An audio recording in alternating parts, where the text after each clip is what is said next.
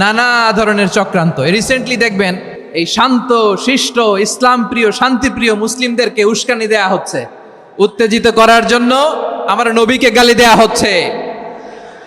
আরশের অধিপতি আল্লাহ রব্বুল ইজ্জাতের নামে এমন অশ্লীল শব্দ ব্যবহার করা হচ্ছে যেগুলো মুখে তোলা আমাদের পক্ষে সম্ভব না।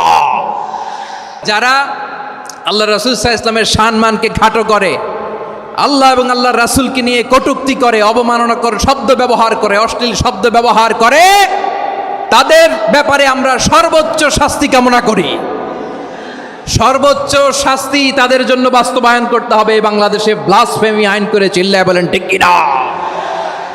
তা না হলে জনগণ যদি বিচার হাতে তুলে নেয়, এই বিশাল জনস্রোতকে থামানো সম্ভব না।